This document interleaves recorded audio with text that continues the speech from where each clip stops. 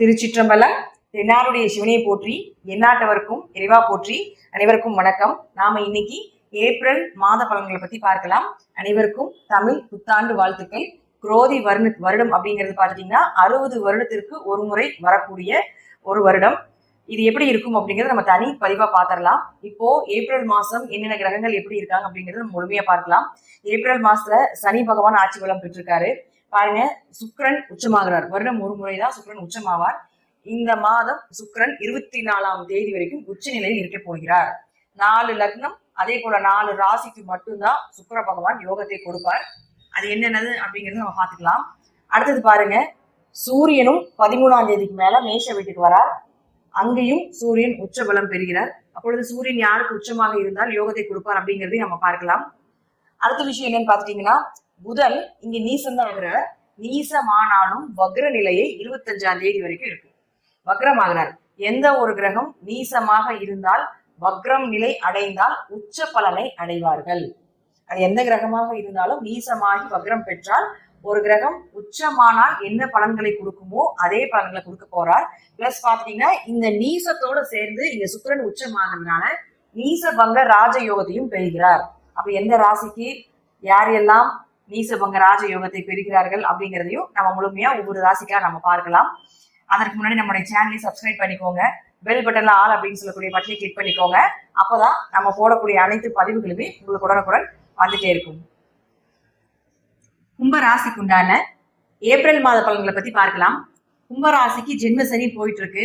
அதனால கொஞ்சம் கவனமா இருங்க அப்படிங்கிறது நம்ம முதல்ல சொல்லக்கூடிய ஒரு விஷயமா இருக்கும்.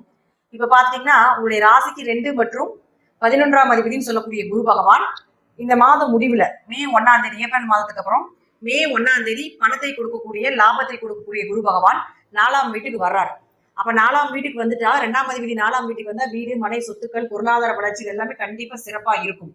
அப்ப குருவினுடைய பார்வை ஒண்ணு இருக்கு இல்லைங்களா? அப்ப குருவினுடைய பார்வை உங்களுடைய 12ஆம் வீட்டை பார்க்குது, உங்களுடைய 10ஆம் வீட்டை பார்க்குது, அதே போல 8ஆம் வீட்டையும் பார்க்குது. நிச்சயமாக கும்பராசிக்கு ஏப்ரல் மாதத்திற்கு மேல தொழில் நிலையில நல்ல வளர்ச்சி நிச்சயமாக ஏற்படுத்தி கொடுப்பார். குரு பார்க்கும் இடம் பெருகும் அப்படிங்கிற அமைப்பு உண்டு. இருக்கிற இடத்தை விட பார்க்கிற இடத்திற்கு மதிப்பு ஜாஸ்தி, வேல்யூ ஜாஸ்தி.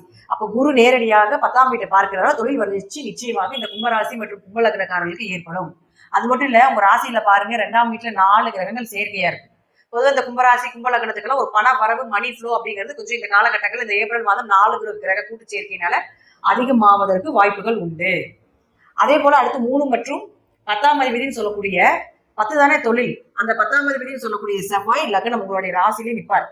அப்ப இந்த ராசியிலே நிற்கும் பொழுது பாத்துட்டீங்கன்னா, இதுதான் உங்களுடைய ராசி. இந்த ராசியிலே செவ்வாய் வரும்பொழுது தொழில் வளர்ச்சி உண்டாகும்.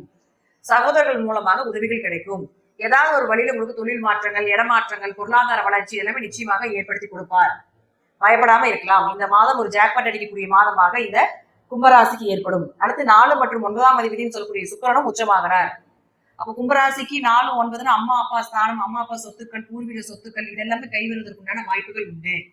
அவர்கள் மூலமாக ஒரு பண வளர்ச்சி, பொருளாதார உதவி இதெல்லாமே நிச்சயமாக கிடைப்பதற்குண்டான வாய்ப்புகளையும் ஏற்படுத்தி கொடுப்பார். விபரீத ராஜயோகம் மட்டும் இல்லாம உயர்கல்வி, அதே போல படிப்புக்காக வெளிநாடு போகக்கூடிய ஒரு சூழ்நிலைகள், வேலைக்காக வெளிநாடு போகக்கூடிய சூழ்நிலைகள் எல்லாமே நிச்சயமாக இந்த கும்பராசிக்கு இந்த மாதம் நடக்கும்.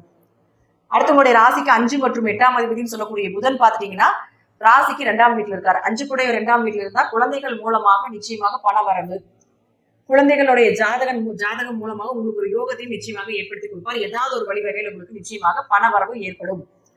அவரை 8ஆம் அதிபதியும் ஆகிறதுனால ஷேர் மார்க்கெட் சார்ந்தது, எம்எல்எம் சீட்டு, பிட்காயின் இது போல விஷயத்தில் இருக்கக்கூடியவர்களுக்கும் 8னா மறைமுக பணம்னு சொல்றோம். அப்ப அது 8-2 தொடர்பு ஏற்பட நிச்சயமாக மறைமுகம் பணம் வருவதற்குண்டான வாய்ப்புகள் இந்த மாதம் உண்டு. அடுத்து 7ஆம் அதிபதினு சொல்லக்கூடிய சூரியனும் 2ஆம் வீட்டுல இருக்கார். அப்ப கணவர் மூலமாகவோ மனைவி மூலமாகவோ இந்த 13ஆம் தேதிக்குள்ள மிகப்பெரிய பண வளர்ச்சி. ஏன்னா 2 தாங்க பணம் வரக்கூடிய இடம். அப்ப எல்லா கிரகங்களுமே 2ஆம் இடத்துல போற பொழுது அதை கொடுக்காம போவாரா? கணவன், மனைவி, அம்மா அப்பா எல்லாமே 2ல போயிருக்கு. அது மட்டும் இல்லாம குழந்தைகளும் 2ஆம் இடத்துலதான் இருக்கு. குழந்தைகள் ஸ்தானம் 8ஆம் இடங்கிறது கணவர் வழி குடும்பம், மனைவி வழி குடும்பம்னு சொல்றோம். அதுவும் அங்கதான் இருக்கு. அப்ப இதன் மூலமாக, இவர்கள் மூலமாக உங்களுக்கு நிச்சயமாக ஒரு பொருளாதார வளர்ச்சி, பண வளர்ச்சி உண்டு அப்படிங்கிறத மாற்றமே கிடையாது. சோ கும்பராசி கும்பலக்னக்காரர்களுக்கு இந்த மாதம் முழுவதும் பண வளர்ச்சிக்கு உண்டான மாதம் மட்டுமே. அடுத்து 13ஆம் தேதிக்கு மேல சூரியன் உச்சம் ஆகிறார் குருவோட சேர்ந்து. 7ஆம் அதிபதி உச்சம் ஆகிறது ஒரு வளர்ச்சி தான். கணவருக்கும் மனைவிக்கும் ஒரு வளர்ச்சியை கொடுக்கக்கூடிய ஒரு காலகட்டங்கள். பெயர் புகழ் மதிப்பு ஒரு பப்ளிசிட்டி ஆகிறது, இதெல்லாமே நிச்சயமா நடக்கும். அதனால கும்பராசி கும்பலக்னம் பயப்படாம இருக்கலாம். இந்த மாதம் ஒரு ஜாக்பாட் அடிக்கக்கூடிய மாதமாக இருக்கு. உங்களுக்கு என்னென்ன வேண்டுமோ அதெல்லாமே நீங்க நினைப்பதை விட பெரிய அளவுக்கு கிடைப்பதற்குண்டான வாய்ப்புகள் உண்டு. தசாபுத்தி மட்டும் செக் பண்ணிக்கோங்க. நான் சொல்லக்கூடிய கருத்துக்கள் சிறிது மாறுபடலாமே தவிர மற்றபடி 70% முதல் 80% நடப்பதற்குண்டான வாய்ப்புகள் உண்டு. நன்றி. மீண்டும் ஒரு நல்ல பதிவுல சந்திக்கலாம். திருச்சிற்றம்பலம், தில்லையம்பலம், ஸ்ரீ நரசிம்மர் திருவிகை சரணம்.